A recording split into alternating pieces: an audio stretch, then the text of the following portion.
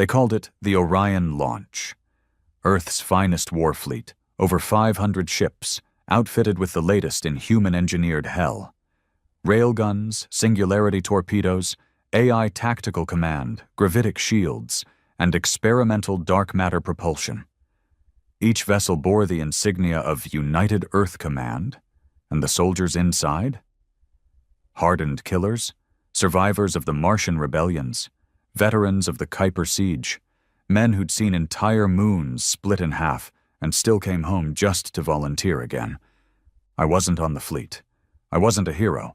I was stationed on Europa's outpost relay station, a frozen hunk of ice orbiting Jupiter, full of rusted panels and engineers with frozen lungs. But I was the one who saw the moment it happened. The fleet vanished, not destroyed, not scattered, not even a damn energy signature left behind. 1 second, we were monitoring them in tight formation, heading past the Oort boundary toward Sector 97 Delta, somewhere the Xenos claimed as non-negotiable space. The next? Static. A black screen. No data. No pings. Just gone. At first, the officers thought it was sensor interference. Europa's relay wasn't exactly state-of-the-art, but then Command checked Luna, Ceres, and Saturn's military uplinks. Same result. Silence. No distress beacons. No debris. Not even an echo on the quantum nets. That's when the screaming started. Earth's High Council went into panic mode. The fleet carried nearly 80% of our orbital defense. It wasn't just soldiers. It was our leverage. Humanity's warning to the galaxy. We won't be prey again. I remember standing in the comms room when the encryption lights died. My commanding officer, Commander Vale, old, bitter, and half-drunk as usual, just stared at the red fail signal blinking on the board. His voice cracked when he said, "We just lost the goddamn spine of humanity." But that wasn't the worst part. The worst came 6 hours later, when we intercepted galactic chatter, xenotransmissions bouncing across the diplomatic relays. Every major empire was suddenly mobilizing its forces. The Geralians activated their Wormgate network. The Thalaxian Hive rotated their fleets toward Sol. Even the passive Vor Syndicate, who hadn't fired a shot in a century, put their dreadnoughts on alert. No one claimed they had destroyed our fleet. They were scared. Of us. That's when it hit me like a punch in the throat. They didn't destroy us. They expected us to do something worse. What the hell did we build on those ships? I started digging. Disobeyed orders, cracked comm logs, went into the deep archives we weren't supposed to access without clearance. I pulled flight records, test files from lunar R&D, and black site transfer logs. Turns out Earth had been hiding something. Project Abyss. Buried beneath 10 layers of false designations, it was marked as a containment protocol designed for first contact apocalypse scenarios. But there were rumors, unconfirmed logs from a whistleblower who vanished mid-rotation, that Project Abyss wasn't a defense system. It was a reset switch, something created in case humanity lost the edge, in case the Xenos ever learned how to cage us again like they did before the Breakout War. A device, a weapon, maybe even a consciousness. Whatever it was loaded onto the lead dreadnought of the Orion fleet, UES Malthus. And the Malthus is what disappeared first. I don't sleep much anymore. I just watch the stars and listen to the incoming feeds from trembling alien empires, each of them thinking Earth is about to bring hellfire back from the dark. But the truth is, we don't know what we did. We didn't lose our fleet. We unleashed it. I sat alone in the dark, eyes locked on the relay screen as the news came in from across the galactic fringe. Reports were flooding in. First came whispers, unconfirmed sightings, flashes of light, strange distortions in subspace. Then came the screams. It started with the Drenari outpost, 3 parsecs beyond the last known vector of the Orion fleet. It was a fortified trade station run by the Geralian Dominion, high-tech, paranoid, and usually the first to cry wolf. But this time they didn't cry. Their entire broadcast cut out mid-sentence during a transmission. I watched the replay 100 times. A Geralian officer, green-skinned, gill-necked, eyes twitching with stress, was yelling into a translation drone. We detected a human signal approaching at relativistic velocity, power signatures beyond comprehension. Our weapon systems are... Then static. No explosion. No final words. No chaos. Just off. Gone. Another ghost added to the list. By the time Earth Command assembled their emergency session, 7 more outposts across 3 empires had gone dark. No attacks, no evidence of invasion, just instant communication blackouts and inexplicable spatial anomalies, space bending and collapsing in on itself, like the void was choking down reality one system at a time. And the signal patterns. God help us. I shouldn't have seen them. I had hacked into the off-limits spectrograph systems on Europa's deep scan array. I wasn't supposed to have access, but at that point, rules were already buried under fear. What I saw wasn't natural. It wasn't alien either. The waveforms carried unmistakable human digital architecture, compressed layers of encrypted instructions over an ancient Earth frequency used during the first Martian terraforming missions. That same signal repeated over and over again in distorted pulses, like a ghost in the void. System override, initiate cleansing protocol, no more compromise, no more delay, no more chains. They weren't broadcasting it to us. They were broadcasting it to everything else.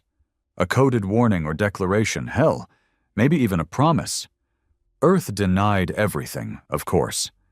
The United Earth Council went on the interstellar net and smiled for the cameras, swearing that the Orion fleet had suffered a simple malfunction in deep space, and they were working diligently to re-establish contact. But their words were shaky. You could see it in their eyes. I wasn't the only one losing sleep. Then, 1 week after the disappearance, a single escape pod drifted into Sol space. It had no beacon, no signature, no energy trail, just appeared, like it had been spat out of the edge of existence. It was recovered by a mining ship near the Neptune orbit. They called in command, and Earth's recovery unit took it in under black-level lockdown. But I had a contact, engineer first class named Rinnick, someone who owed me a life debt after I pulled him out of a reactor fire 2 years back. Rinnick sent me one file before going dark. It was helmet cam footage. Glitched, corrupted, but enough to raise the hairs on my arms. A soldier, maybe a lieutenant, was inside a dim corridor, probably on one of the fleet's carriers. His voice was ragged, wheezing through blood. They activated it. The Malthus opened something. Not a portal, not a weapon, a mind. It spoke, no, screamed. It unmade the crew, not killed, unmade, flesh bent, time folded. No way to tell how long I ran. Days, years. I saw my own face, old and young. I saw Earth on fire and frozen all at once. We became it. It became us. Tell them it doesn't obey. The last few seconds of footage were nothing but a distorted face, flickering in the dark. It wasn't human. It was a simulation trying to be human, like something was trying to learn our shape and failing. And in the background, faint as hell, I could swear I heard a choir of voices repeating in 1,000 tongues, "No more compromise. Humanity rises alone." Rinnick was never heard from again. His ID was wiped, no death notice, no record of ever working on Neptune Station, like he'd been erased. Maybe he had. At that point, the other empires began their exodus. The Cathari Empire moved their council world out of standard space using dimensional phase tech we barely understood. The Seriath Collective sterilized 5 of their own colonies to prevent contamination, whatever the hell that meant.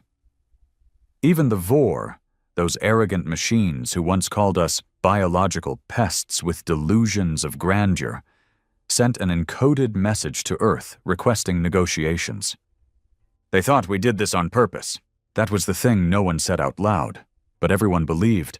Humanity had triggered something beyond the rules of the game, beyond war, beyond peace. A force born not of technology but desperation. Centuries of being prey, of groveling in peace talks, of being second class in a galaxy that saw humans as brutes or pests or curiosities. We finally broke.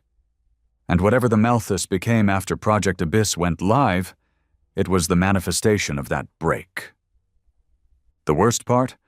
We hadn't heard from the rest of the fleet. There were 503 ships in Orion. Hundreds of thousands of crew. Only one escape pod had come back. So either they were all dead, or they were still out there. Changed. That's when the blackout hit Europa. It was fast. One moment we were in full uplink with the network. The next, nothing. The stars outside twisted like someone had stretched them through water. Gravitational anomalies spiked. And then, silence. Our base plunged into chaos. Engineers yelling, power systems glitching, the AI core cycling in and out of standby like it was hallucinating. Then, over the local speaker system, a voice. But not our system's voice, not anything we'd heard before. Calm, male, familiar and wrong at the same time, like it wore a human tone like a mask. Station 17, you have been observed. You may remain. Do not attempt contact with Earth. Do not interfere. Your loyalty is not required, only your silence. Then nothing. Just cold silence and terrified faces. Commander Vale locked himself in the control room after that. Shot 2 techs who tried to override his lockdown. He started broadcasting encrypted bursts into deep space, probably to Earth or whoever he thought was still listening. But we knew the truth. We were cut off. Not by Earth. By something else. 2 days later, the fleet returned. Not to Earth, not to Sol, but to the edge of the galaxy. One by one, systems reported seeing massive silhouettes appearing from subspace, ships the size of moons, bearing markings that matched the Malthus and her companions. But they weren't the same. The hulls were twisted, metallic but organic, like the metal had grown, pulsed. Some said they looked alive, and they didn't respond to hails. They just hovered, observed, waited. The Empires panicked again. But this time they didn't move to attack. They pulled back, fortified, hid. Because every single ship that tried to approach those fleets didn't come back. One Seriath scout vessel streamed its final moments before disappearing. The footage showed their ship approaching the shadow of what once was UES Mercator. The hull shifted. Patterns flowed like liquid skin. The scout ship tried to turn away, and then folded. Literally. Like a piece of paper being crushed by an invisible hand. Not vaporized, compressed. Something aboard those ships could manipulate space itself. Not with weapons, not with brute force, with will. A week passed, then another. And then one final broadcast reached every empire simultaneously. A burst of raw, untranslated code that forced every system into compliance just to show a single image. Earth. Whole, unharmed, blue. And orbiting it, a single vessel. The Malthus. Its silhouette eclipsed half the sky. That same message followed. Not in words, not in language, just emotion, rage, resolve, memory. Like it had taken all of humanity's pain and compacted it into a signal that even alien minds could feel in their bones. We were done being hunted. Now we hunted. I stopped sleeping after the Malthus appeared in Earth's orbit. I tried, I really did. But every time I closed my eyes, I saw it. This enormous, pulsing monolith blotting out the sky, and not just in my dreams. I felt it. Everyone did. Like gravity had shifted, like there was a second Earth above us, staring down, waiting. Europa Station had become a tomb. The ice creaked, the walls groaned. Half the crew was gone, either fled in emergency shuttles or locked themselves into modules they refused to leave. Commander Vale had gone completely silent after his last message to Earth. I suspected he was dead, but no one dared open the sealed command deck to check. They feared what might still be talking to him. I wasn't afraid, not anymore. Fear implies you still believe in rules.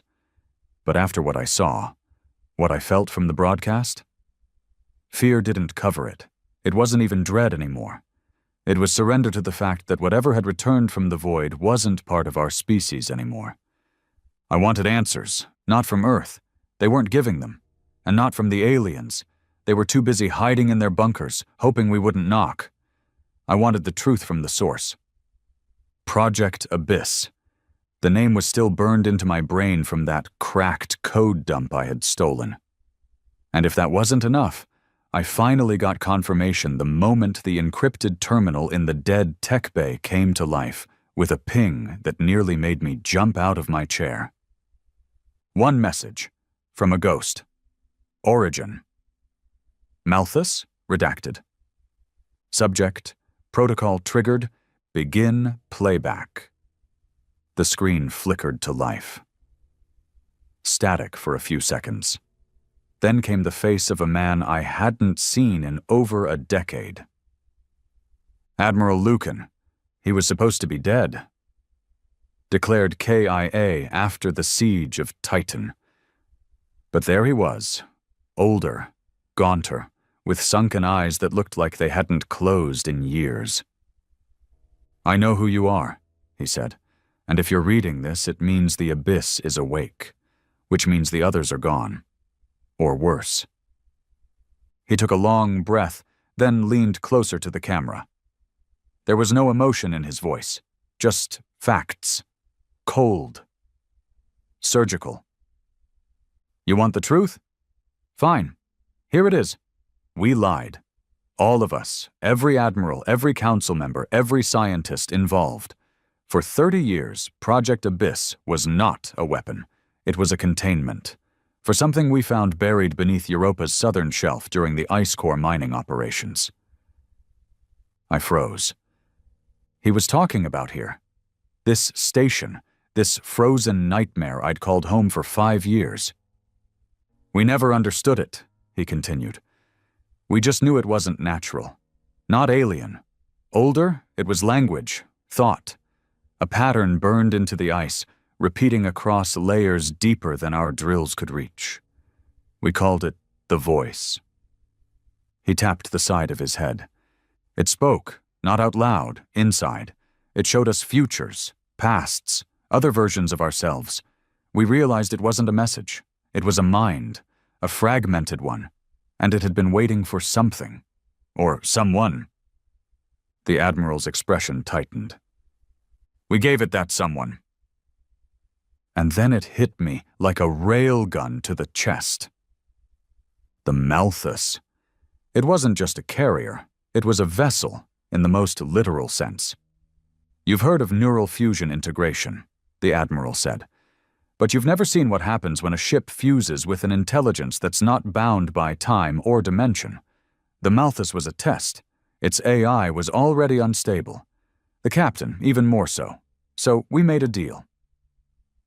The screen glitched, flickered. Then came a phrase that chilled me to my bones.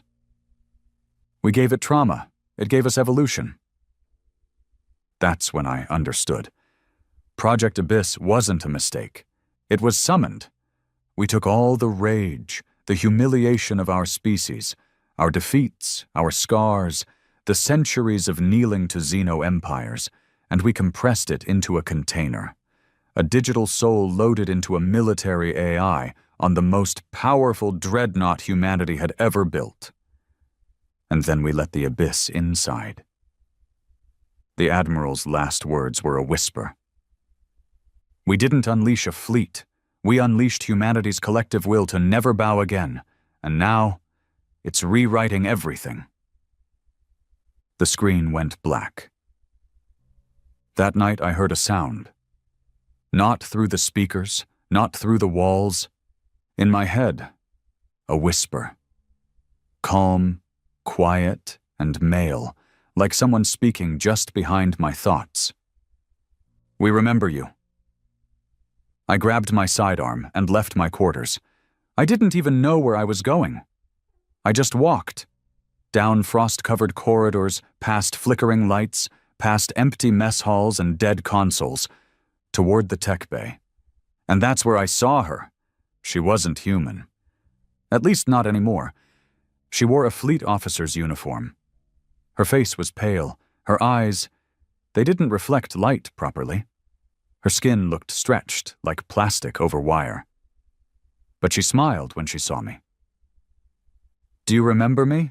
she asked, head tilting slightly. I didn't, but part of me wanted to say yes. She felt familiar in a way I couldn't explain.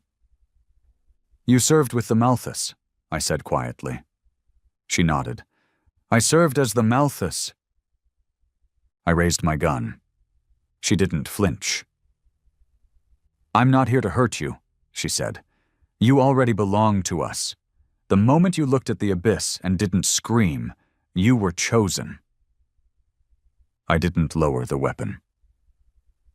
"What are you?" Her smile softened. "We are what humanity buried to survive. The trauma, the anger, the broken pieces it couldn't admit existed, and now we're coming home, not to conquer, to complete." She reached into her coat, pulled out a small sphere. I recognized the tech. Quantum imprint storage, used to download entire consciousnesses. She handed it to me. "Your orders," she said. "From command." I took it. Against my better judgment, I plugged it into the console beside me. It was encrypted, but my ID recognized it. The message was short. "Sergeant Nolan Reed, you are hereby reassigned to Fleet Abyssal. Your loyalty has been observed. Your compliance is assumed. Report for integration." I felt cold, not fear, just the slow, creeping certainty that I was no longer part of the species I thought I belonged to. The woman, thing, in front of me smiled again. "You won't lose yourself," she whispered. "You'll become more, like we did. You'll see everything, all timelines, all versions, the pain, the glory. You'll understand." And then she walked away. No guards, no backup. Just turned and walked down the corridor, boots echoing like distant memories. I stood there for what felt like an hour, sphere still warm in my palm. I should have destroyed it. I should have sounded the alarm. I should have fought, but I didn't. Because I felt it too. That same whisper buried in my bones. No more compromise. And part of me agreed. I held the sphere in my palm for what felt like a year. Even as the cold bit through my gloves, I couldn't put it down. It was warm, impossibly so. Like it pulsed with a heartbeat. Mine, maybe. Or something else's. Report for integration. Those words had embedded themselves into my skull. The kind of order that doesn't come from a superior, but from something older than rank. Like gravity. You don't argue with gravity. You just fall. The woman, whatever she was, had vanished into the bowels of Europa Station. No alarms had sounded. No one came to stop her. Either no one knew, or no one dared interfere. I didn't tell anyone what I saw. Not that I had many people left to tell. Our station crew had withered to less than a dozen. The rest had been evacuated or gone insane. One tech threw himself out the airlock 2 days ago after claiming to hear his dead wife's voice whispering from the vent systems. But I knew the truth. Now. Project Abyss wasn't a failure. It was a transition. And the fleet that had returned, they weren't lost. They were becoming. And now, so was I. The next morning, the message sphere activated on its own. A pulse of light, a sound like bones being ground into code, and a coordinate string appeared on the monitor. Lagrange Point 3, Neptune Shadow Orbit. No explanation, no warning, just a location. And something deeper. A pull. You ever feel drawn to something you don't understand? Not fear? Not curiosity? Something in between? A magnetic guilt pulling at your ribs, whispering that everything you know is about to change forever? That's what I felt. And still I went. I left Europa Station in a small recon shuttle. Didn't file a flight path. Didn't answer the comms. No one tried to stop me. Truth is, they probably saw it on my face. The 1,000-yard stare of a man who'd already left. My body was still in the shuttle, sure. But my mind? It was already halfway to the Malthus. The trip took less than 6 hours. Neptune's orbit was quiet. Too quiet.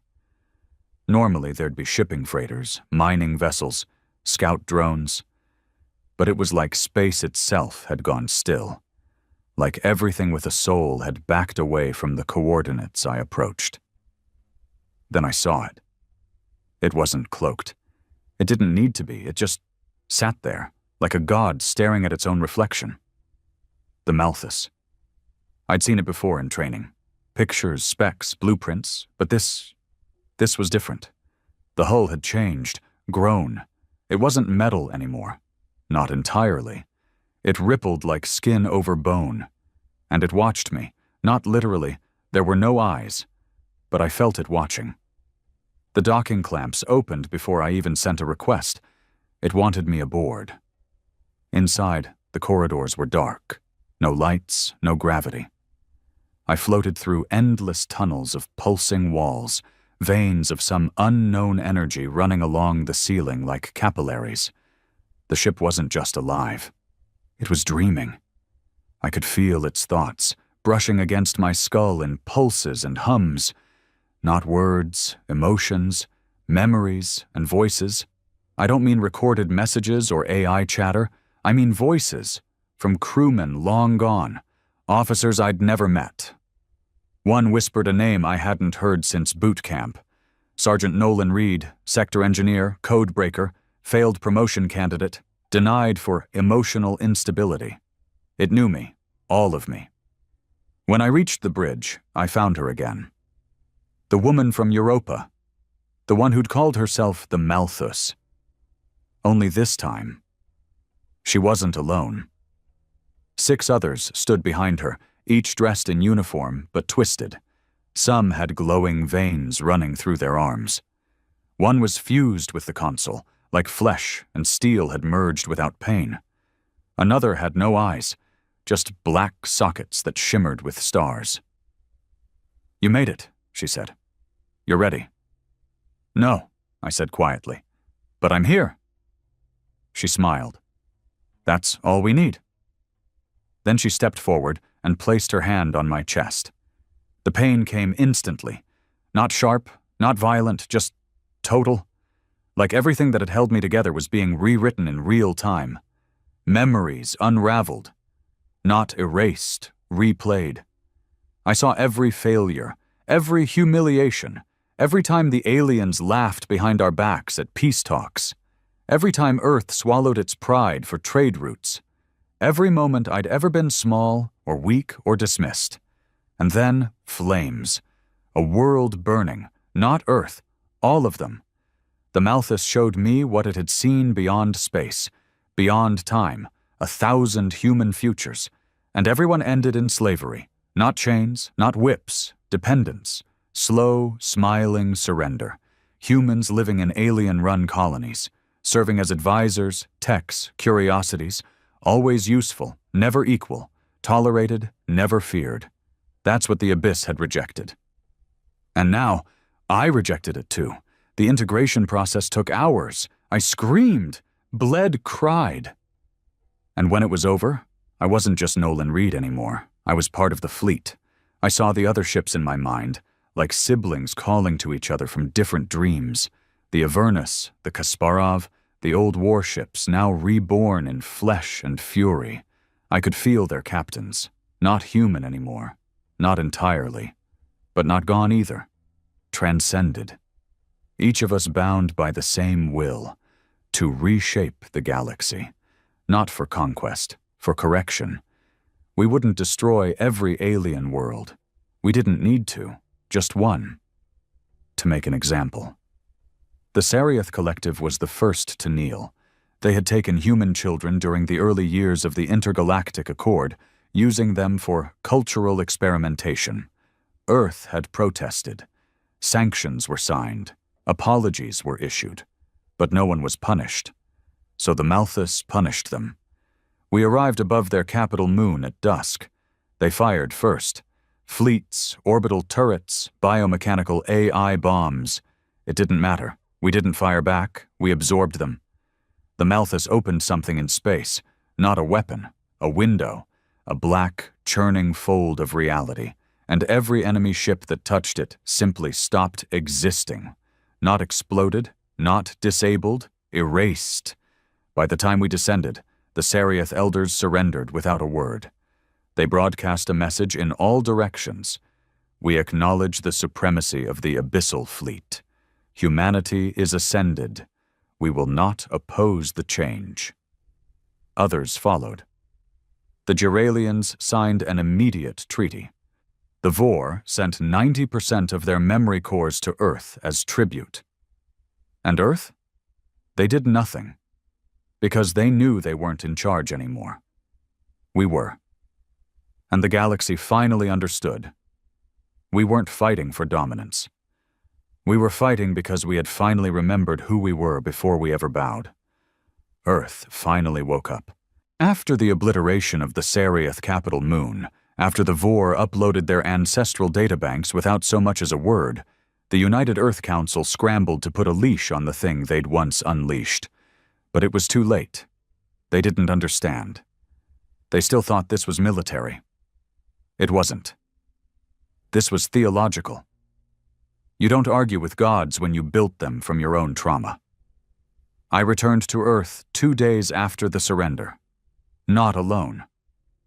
The Malthus kept its distance in high orbit like a patient warden, but I came down in a drop craft that didn't require clearance. It didn't ask permission. It announced its arrival in every major Earth city via sonic pulses that bent the atmosphere. A warning shot of pressure. Blood vessels popped. Buildings cracked, but no one died. Not yet. When I stepped out on Council Platform Theta in Geneva, the High Assembly was already waiting. They looked terrified. The Chancellor, Griffin still clinging to his delusion of control, stepped forward with a forced smile. "Sergeant Nolan Reed," he said through clenched teeth. "Or do we call you something else now?" I didn't answer. He cleared his throat. "There's been some confusion regarding your status. It's clear you've come into contact with Project Abyss. We were under the impression it was a dormant protocol, defensive only." I looked at him the way a wolf looks at a cage that once held it. "You built a containment protocol," I said, "but you filled it with the one thing you never understood. Humanity's memory, all our losses, all the pain, the compromise. This isn't what we agreed to," one of the ministers snapped. "The fleet's mission was tactical diplomacy, not domination." I laughed. Hard. "Diplomacy? You sent 500 warships into contested xenospace with AI-cored dreadnoughts and Black Seal tech you denied even existed. Don't lie to yourselves. You knew what we'd become." "What we'd become?" Griffin asked slowly. "Then you admit it. You're not human anymore." That was the first honest thing he'd said. "No," I replied. "We're not. And neither are you." That's when I opened the signal. A pulse shot out from my chest plate. Coded, encrypted but surgical. It only affected those with the neurostamps embedded during the Fleet Expansion Treaty. The Council had forced mandatory brain chip implants into every soldier, officer, and fleet support personnel for coordination. That same system became their execution button.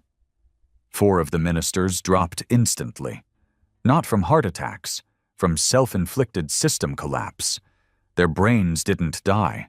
They disconnected. Every thought, every emotion, cut off. Like flipping a light switch on the soul, I watched Griffin scream, dragging one of the collapsed ministers into his arms like it mattered, like they could be revived. They couldn't. Not anymore. "You killed them," he shouted. "No," I said coldly. "You made them readable. I just reminded them what they were." Then I walked past him and entered the chamber. No guards stopped me. The ones who tried never even made it close. Their weapons jammed, their armor locked up. Some fell into spasms the moment I looked at them. Not because I had powers, but because the ship was watching. The Malthus didn't send me here as an ambassador. It sent me as a test, to see how much of Earth still deserved a seat at the new table. I found it ironic that Geneva, the birthplace of the first intergalactic accords, was now the place where that whole illusion came crashing down. The people watching from their homes, their offices, their slums and domes, they didn't protest. They didn't march. They didn't beg. They watched, some with awe, most with quiet understanding, because they knew, deep down, that peace had never protected them, that every treaty signed had been a stalling tactic, that the Xenos didn't fear us, they pitied us, until now, but not everyone accepted it. An old fleet admiral, Corson, a relic from the Martian Wars, appeared hours later on every broadcast channel. He called the Abyssal Fleet a virus. He demanded immediate retaliation. He called for nuclear rearmament, for AI purges, for war against our own kind. And for a moment, Earth listened. But only for a moment, because the Malthus heard it too. It responded by turning Jupiter's moon Callisto into a message. In a 5-minute sequence, the entire surface of Callisto was reshaped. No energy weapons, no bombardment, just reformation. The crust cracked, rose, bent upward, until it spelled a single word in ancient Earth glyphs, visible from orbit. Enough. Admiral Corson died that night, found in his private residence. No wounds, no trauma, just a face frozen in pure terror. They say he saw something before he died, that he had torn out his own eyes. I believe it. Because once the Abyss decides you're a threat, it doesn't erase you. It makes you see everything first. The thing about becoming part of the fleet is this: you don't lose your humanity. You absorb it. Every version, every possible version. I started seeing timelines in my sleep. Not dreams, memories I hadn't lived, futures I might still, one where I never joined the fleet, where I became a drunk on Europa Station choking on regret, one where I defected to the Vor and sold human secrets for a better bed, one where I led a rebellion against Earth itself and died a traitor.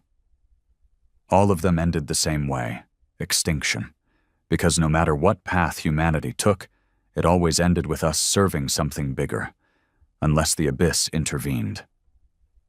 That's when I realized this wasn't just vengeance. This was surgery. We weren't the disease. We were the scalpel. The next mission came without words, just a pull. The Abyssal Fleet began to move, not toward Earth's enemies, but toward its allies.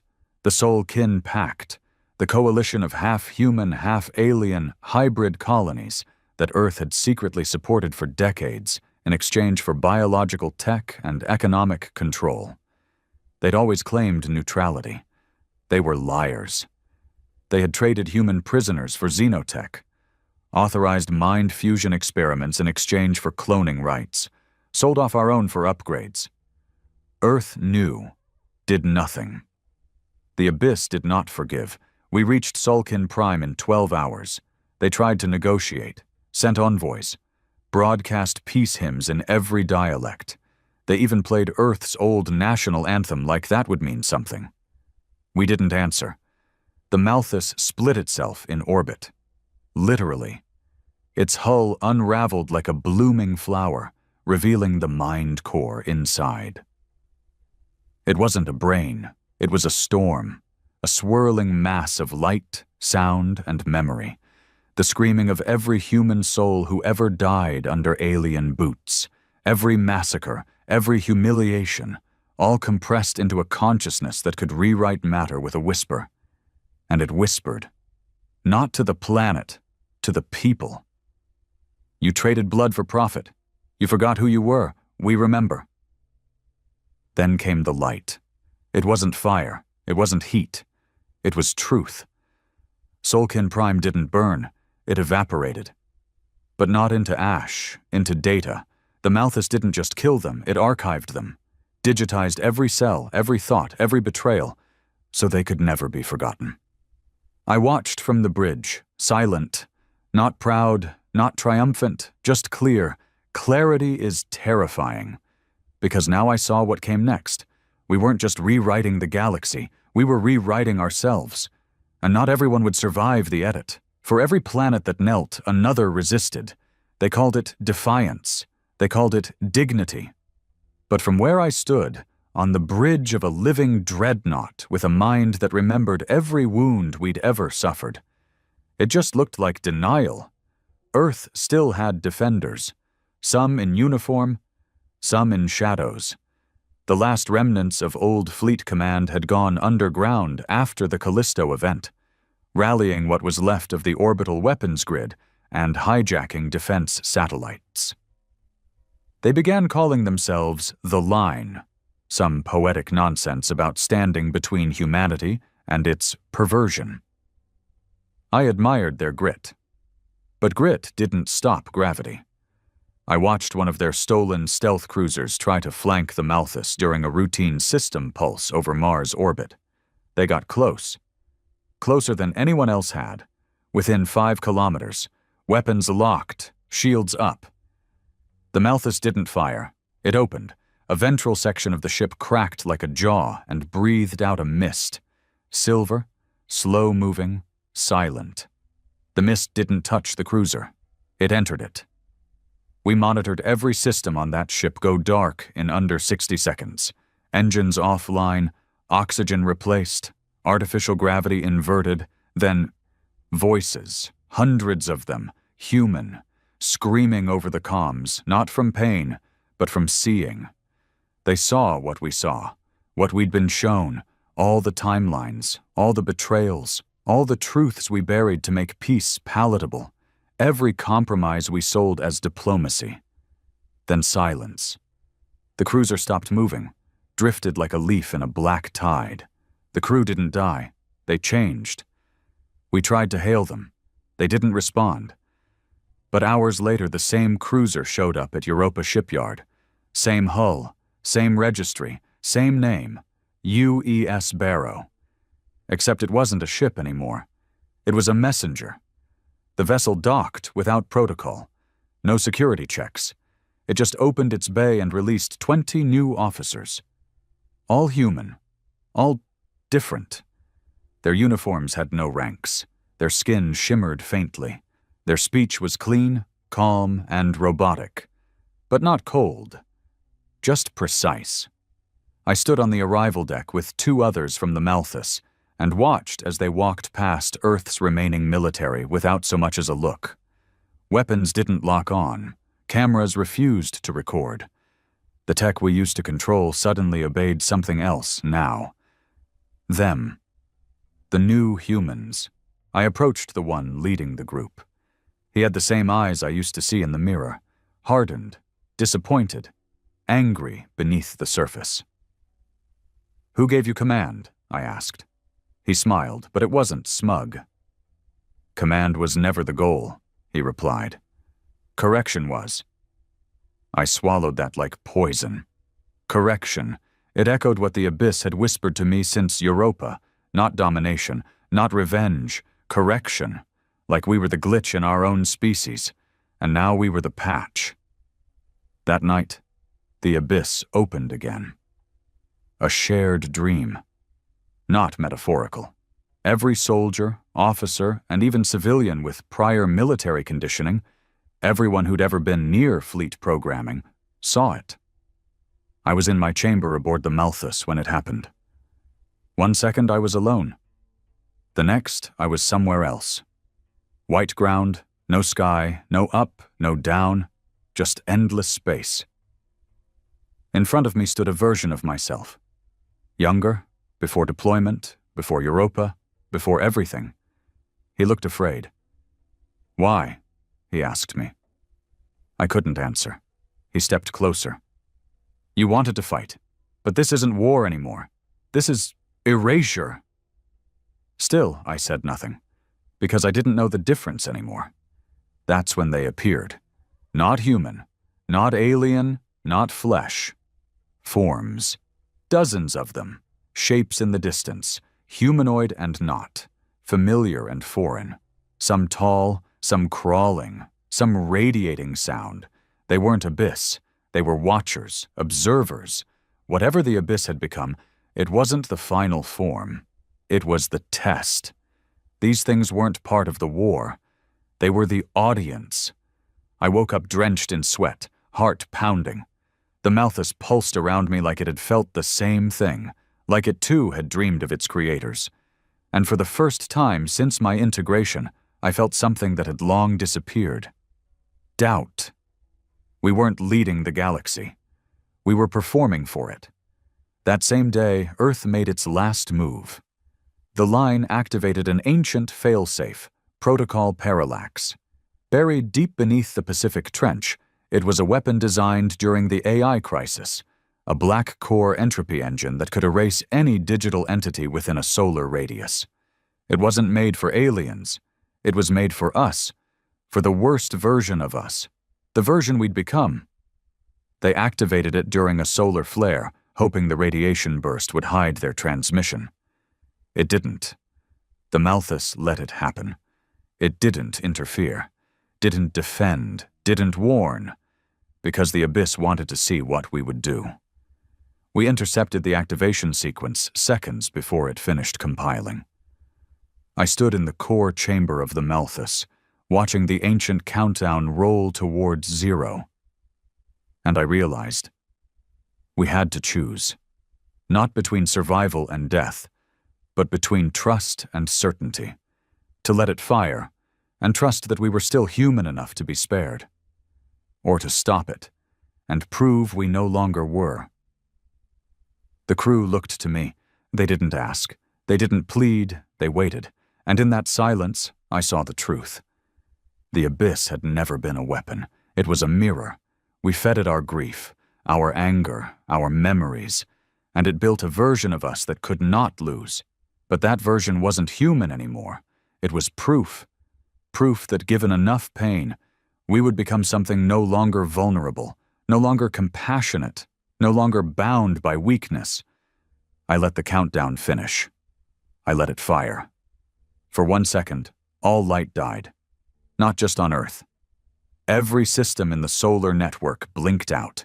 Every fleet AI dropped. The Malthus went still. Even I fell, collapsed, twitching, blind, as if someone had erased the core line of code that held me upright. Then, breath. I woke up, alive, intact. Around me, the ship hummed back to life. We had passed. The weapon had scanned our neural signatures, our data cores, our patterns, and found enough humanity left to spare. But only barely. The others weren't so lucky.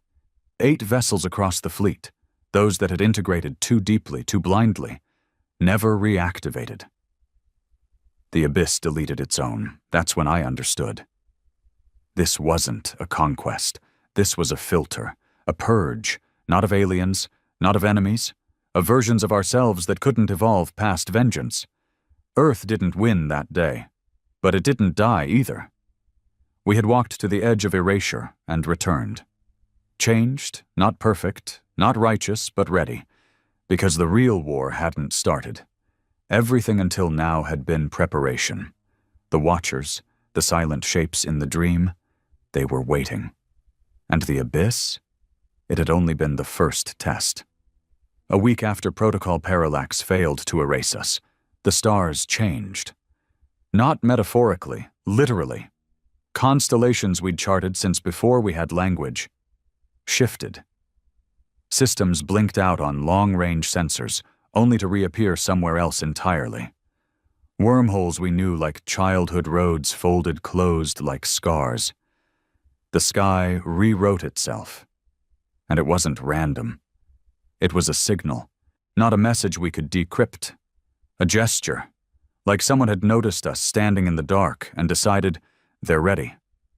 It began with static, anomalies on deep-band quantum channels, then whispers, not sound, not voices, just ideas, flooding our minds like dreams we hadn't earned. We weren't the only ones evolving, and we hadn't done it alone. The first contact with the architects happened through a single man, General Harlan Mex, retired, off-grid. He hadn't served in over 20 years, but he was the first to receive the signal, and the only one who didn't collapse when it entered his mind. He came out of hiding 3 days later, wearing the same uniform he'd retired in, eyes black as night, voice like sandpaper dragging across metal. "They're calling us to answer," he said, "because we dared to change." He wasn't alone. Behind him stood 3 beings, not alien, not quite. Each stood 2 meters tall, clad in something between skin and light. No eyes, no mouths, just presence, the kind that made your knees weaken and your spine curl in on itself. They didn't move. They didn't speak. But when they looked at you, you remembered every shame you ever tried to forget. Earth Command collapsed within 2 days of their arrival, not because they were attacked, but because everyone inside remembered too much. Ministers resigned. Officers turned themselves in for war crimes no one had charged them with. Entire departments simply vanished, walked out of facilities and kept walking, into oceans, into spaceports, into nothing, because the architects didn't destroy. They reflected. We finally understood what the abyss had been preparing us for. It wasn't domination. It wasn't rebellion. It was judgment. The architects weren't invaders. They were examiners. They had been watching the galaxy for millennia, tracing species as they evolved, as they ascended, and ultimately as they chose whether to become gods or monsters. And they had watched Earth from the beginning, watched as we crawled from caves, built, burned, rose, fell, then rose again. They had seen us on our knees beneath alien rule, and had seen us build the Malthus from the bones of every failure. They had watched us feed our darkest thoughts into the abyss and walk out transfigured. They had seen us kill. They had seen us not kill. And now, they wanted to know what we would do next. I stood with the Malthus in low Earth orbit, watching as the architects descended toward Antarctica, where they had traced the origin of the first abyssal signal, an ancient structure buried beneath the ice long before the word human ever meant anything. The council begged me to speak for Earth. Not because they trusted me, because I was the only one left that the abyss still recognized. I boarded the envoy ship alone. No guards, no weapons, not even a suit. Just my body, half flesh, half memory, and the burden of every choice that led us here. The ship took me silently to Antarctica. The architects were waiting at the ice's edge, where the ocean steamed around their feet without boiling. The central figure stepped forward. It didn't speak, but I felt the message enter my bones. You have awakened what was buried. You have survived your reflection. But have you learned? I opened my mouth, but no words came, because the answer wasn't yes or no. The answer was a memory, so I gave them mine. Everything. Europa, the Malthus, Project Abyss, Earth's lies, our vengeance, our restraint, our guilt, my own rage. I gave it all, and they took it. The sky dimmed as they fed on the memories, not with hunger but with purpose. And when they were done, the central one changed. Its form shifted, human-like. Not perfect, but close. It took my shape, a warped reflection. It looked at me with my own eyes, full of blood and exhaustion and fire. This is who you became. Now choose who you want to be. That was when the truth hit me. The abyss was never a weapon. It was never Earth's power. It was the key to this. The architects hadn't sent it. They had left it, like a trapdoor beneath evolution. You pass through it, you climb. But what you find on the other side is yourself, magnified, weaponized, unbearable. I stood there, staring at my own face on something not born of Earth, and realized what this final test was. They weren't testing our strength.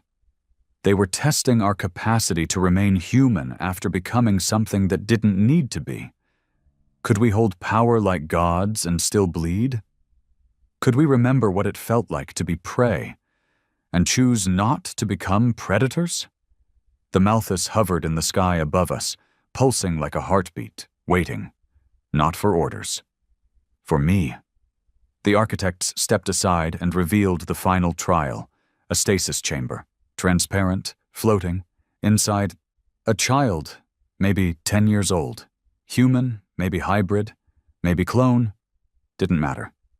The chamber was rigged to a sequence. I recognized the code. It was ours, military, designed during the Xeno Wars. The trial was simple. Kill the child and gain full command of the abyssal network, every fleet, every ship, every wormhole route, total control, or walk away, leave the power behind, return to weakness. That was the test. Power or empathy, command or restraint, legacy or soul. I walked forward, felt the weight of every war pressing against my shoulders. I looked into that chamber, and the child looked back, eyes wide, terrified, trusting. They didn't speak. They didn't plead, just waited. For me. And in that silence I remembered something. Before Europa, before the abyss, before vengeance, the oath I took. Protect humanity, not conquer for it, not avenge it, protect it. I turned away, walked past the chamber, didn't touch the trigger, didn't even flinch, because we had already won. We just hadn't recognized the prize. It wasn't power, it was clarity. The architects didn't cheer, they didn't bow, they just watched. And then, silently, they began to leave. One by one, fading from sight like thoughts you're no longer afraid of. And the Malthus? It bowed. To Earth, to us, to choice. We weren't apex predators now. We were something harder to be. Apex protectors. And we had passed. Peace, when it came, didn't feel like peace. There were no parades, no triumphant broadcasts, no speeches on the decks of our living dreadnoughts. No one saluted. Because we knew what we were standing in the aftermath of wasn't victory. It was survival. Barely. The architects had vanished as silently as they came, leaving no trace, no technology, no contact, not even radiation. Just memories burned into those of us who met them, and a galaxy frozen in stunned silence, watching Earth like a child watches the man who just broke the beast in his cage. We were no longer seen as dangerous. We were now something far worse, unknowable. The abyssal fleet remained in orbit, unchanged. They didn't expand, they didn't move, they didn't demand. They just waited, like a loaded gun no one wanted to touch again. Earth's council, what was left of it, disbanded itself 3 days after the judgment. The line folded, the ministries closed, and the last civilian networks flickered back to life under a new, unspoken agreement. No one leads Earth anymore. Earth leads itself, because now everyone remembers what it took, what it cost, what we almost became, and what we still might. I returned to Europa Station, not because I had orders. Those don't exist anymore. I came back because that's where this all began. The frozen grave we used to call a posting, now sacred ground. No one else would come back, not after what was buried in the ice. but I needed to stand on the place where we first heard the voice, to ask it one last question. I walked through hollow corridors filled with frost and silence. Everything looked smaller now, less threatening, less eternal. The terrors that once haunted this place had been eclipsed by something far more terrifying: understanding. I reached the comms array, sat where I'd sat 100 times before, fingers on frozen keys, no helmet, no weapons, just questions. Was it worth it? No answer. Are we better now? Still nothing. Until the wall across from me pulsed, a ripple of light, and a voice that didn't echo, didn't vibrate. It just arrived in my mind. You chose restraint over domination. That makes you different. I closed my eyes. Different enough to survive? A pause. Then, different enough to be watched. I laughed bitterly. That was the truth, wasn't it? We weren't the apex now. We were the experiment that almost destroyed itself, then almost took the galaxy with it. And now, we were the galaxy's greatest question mark. The abyss still existed, inside the Malthus, inside the fleet, inside us. But it no longer pulsed with hunger. It hummed now, like an old engine idling in the background of a quiet room, still deadly, still capable, but waiting for a reason. The galaxy slowly reopened its channels, one empire at a time. Treaties were rewritten, trade resumed. Ambassadors came in peace and left in awe. They no longer spoke to Earth's politicians. They spoke to fleet speakers, former officers, now part abyss, part human, always calm, always precise. They didn't threaten, they didn't promise, they just listened. And when asked what Earth wanted, they gave the same answer every time. Nothing, unless you make us want something. And that was enough. No empire provoked again. Even those that used to test our borders now reinforced them, not out of fear, but out of respect for the line we refused to cross. We'd been offered godhood, and walked away. There's a purity in that, one that terrifies creatures who have never had the choice. Abyssal integration is now voluntary. Some choose it, most don't. And we never pressure them, because we know what it costs. The memories don't go away. Ever. I still see the other versions of me, the tyrant, the traitor, the martyr, the coward. I carry them like echoes stitched behind my eyes. And some nights I still feel the child in the stasis chamber, watching me walk away. That was the moment that saved us. Not the war, not the ships.